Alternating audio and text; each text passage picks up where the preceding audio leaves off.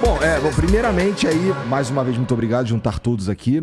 Tinha uma expectativa interessante lá na internet do que seria produzido aqui nesse programa. Os caras estavam imaginando, por exemplo, que eu me tornaria um comunista. Eu confesso que eu não sei se eu teria muito problema com esse sistema, se ele funcionasse da maneira que a gente imagina que ele funcionaria, né? Mas são pessoas que operam. E pessoas são filha da puta.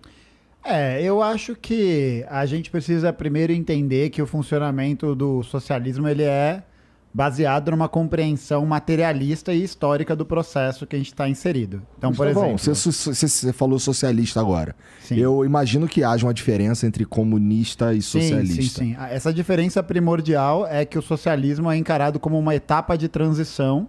É um processo de superação das contradições, de construção de uma sociedade que visa superar essas contradições que são produzidas no capitalismo.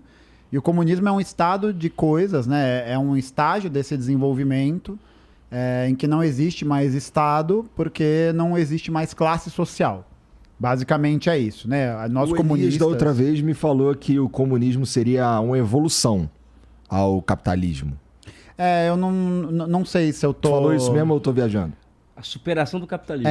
Eu acho superação. Eu acho que tá nesse campo. Tem um debate que fala o seguinte, que eu vejo muito na esquerda, não sei se... aliás, uma pergunta que eu faço pro Gaio Fato, o André pode também falar sobre isso.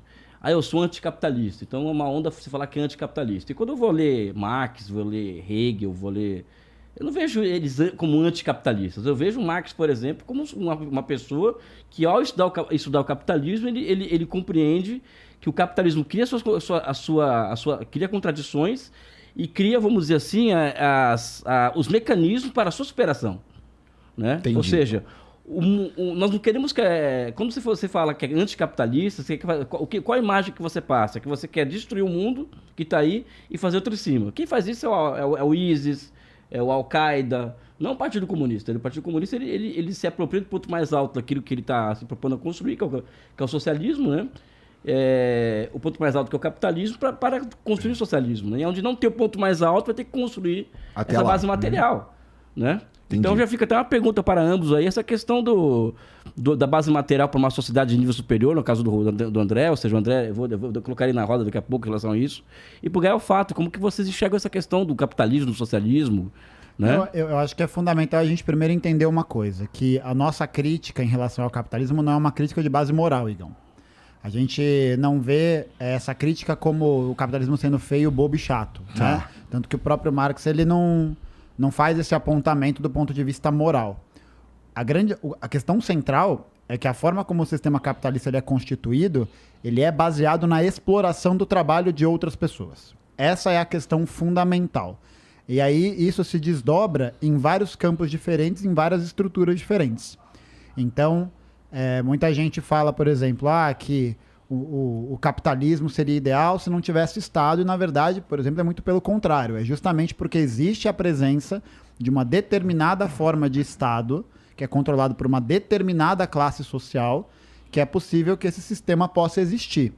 E aí, a crítica que os comunistas fazem em relação a isso é que esse sistema ele é baseado na exploração e ele privilegia, ele dá dignidade de vida para as pessoas que detêm as formas e os meios de produção, que são a burguesia, o empresariado, o agronegócio, que basicamente são pessoas que acumulam, mas não por uma genialidade, por uma proficiência, mas porque tem muito trabalho de outras pessoas que é extraído, o resultado desse trabalho é extraído dessas pessoas sob a forma da exploração. Então, para dar um exemplo mais sintético, se o cara tem um salário que é determinado no final do mês e ele trabalha 40 horas por semana, só que quando ele faz a conta do quanto ele produz, do quanto tem de custo aquilo, ele percebe, por exemplo, que das 8 horas diárias que ele trabalha, se ele trabalhasse 4 horas diárias, ele conseguiria ter um montante o suficiente para ter o que ele ganha. Afinal de contas, né? Só para parar para pensar. Não faz sentido a gente realizar um trabalho se a gente não vai ver o fruto desse trabalho se a gente está participando dele. Tá ligado? Isso faz algum sentido de pensar, se eu faço um trabalho de escola, por exemplo, um trabalho de universidade, e eu estou ali me empenhando para fazer aquilo, eu vou realizar e eu quero ver o resultado daquele trabalho diante de mim. Tem algumas questões sobre isso aí, cara. Ó, vamos lá. Vamos dizer... Eu vou me usar de exemplo, tá? A gente criou um canal de internet um tempo atrás.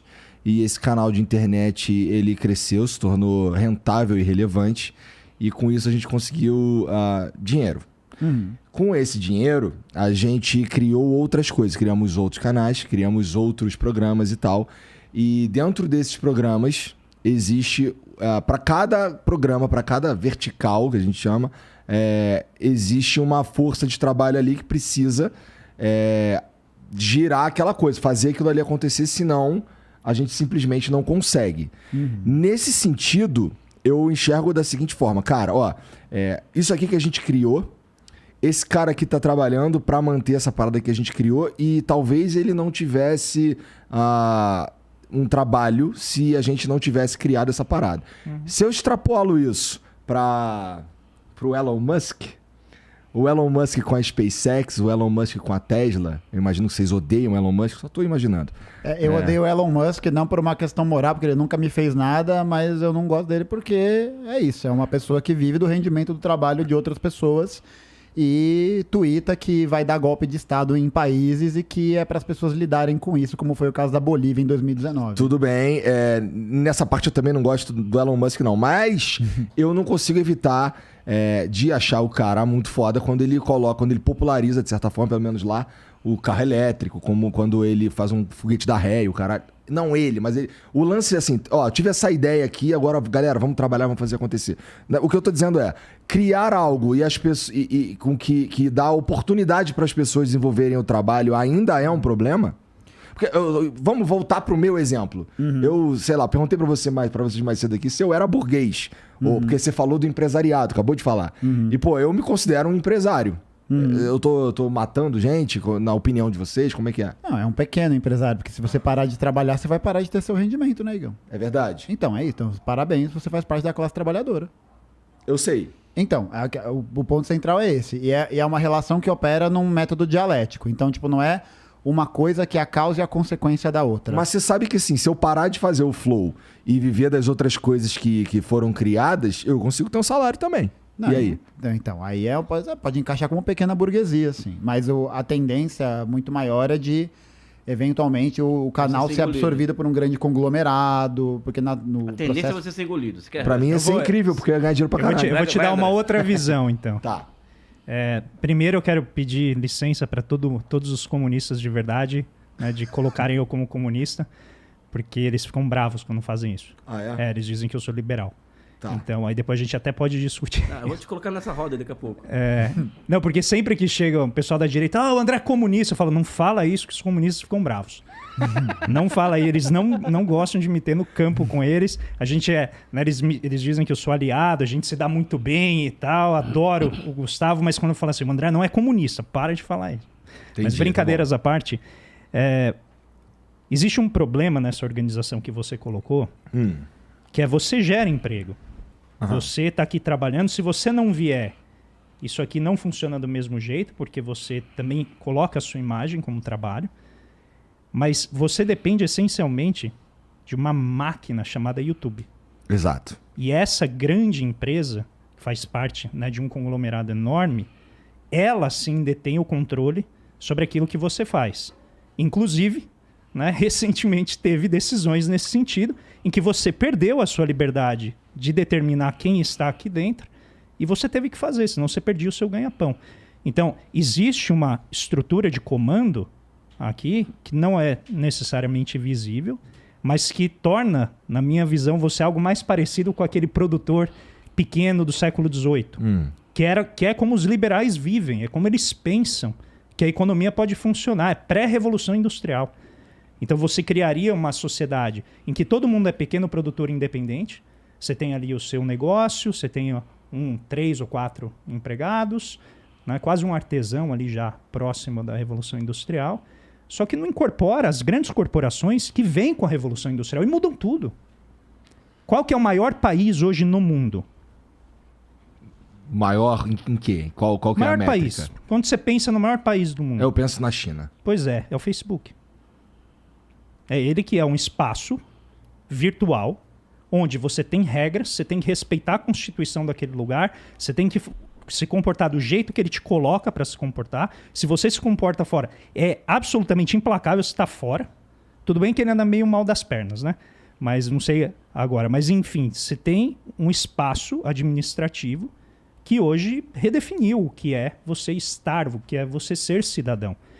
E essa sobreposição de coisas vem exatamente com esse império das grandes corporações mundo afora, que elas não respeitam país, elas não respeitam regras, elas correm para onde elas têm paraísos fiscais, onde elas têm menor capacidade de tributação, elas fazem o que elas querem, elas financiam absolutamente todo tipo de governo, todo tipo de guerrilha, todo tipo, né, de força que seja interessante para elas. E elas não têm controle. Deixa eu te provocar, então. Eu também vou fazer uma provocação. Eu vou falar algo que eu sou contra, mas eu preciso falar. Como uma empresa privada que construiu tudo isso com tecnologia, com inteligência, que de certa forma saiu do nada. Não saiu do nada? Não. Isso, inclusive, responde tua questão sobre o Elon Musk. Tá, vamos falar sobre isso então. Mas tudo bem, vamos... Não, mas eu posso responder as duas. Né? Sobre o Facebook. Eles não têm mesmo o direito de definir como é que a plataforma deles vai ser usada, já que é deles e é privada? Mas ela não é privada. Ele chega pra você e fala assim... Isso quando você vê, né, aproveitando a questão dos musicais e filmes... Só pra deixar claro aqui, eu acho uma grande filha da putagem a maneira como todas elas agem, tá? Não, mas esse é o ponto. Você não tem liberdade do jeito que você teria se você não usasse os meios de produção que elas te oferecem.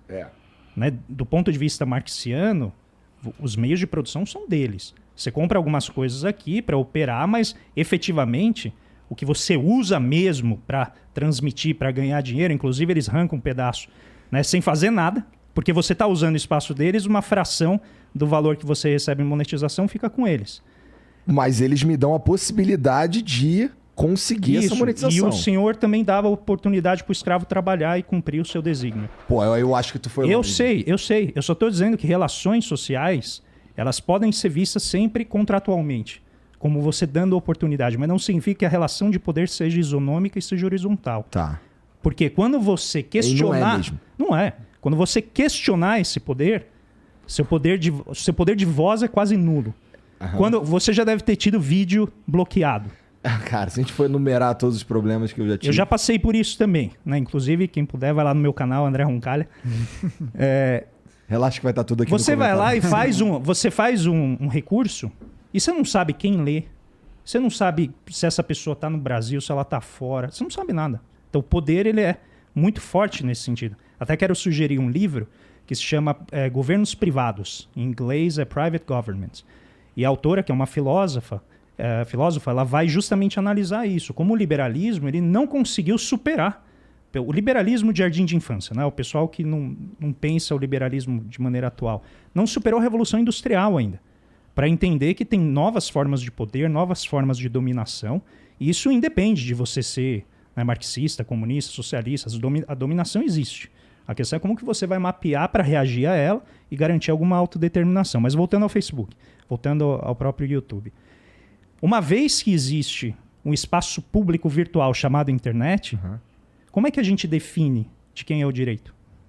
Quem que disse? Quem que chegou e falou assim, esse direito é seu? Alguém vende o espaço, não é? Você tem que ir lá comprar o domínio.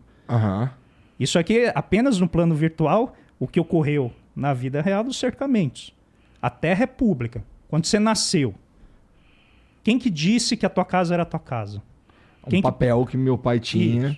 Você chegou na Amazônia, o governo fala, não vou fiscalizar. O garimpeiro fala, fudeu. Eu vou lá na força. E aí a tragédia Yanomami que aconteceu, porque o Estado não está ali para garantir que a terra é pública, que a terra é dos indígenas. E é isso, o Estado representa o interesse de determinados grupos que se encontram no poder desse Estado.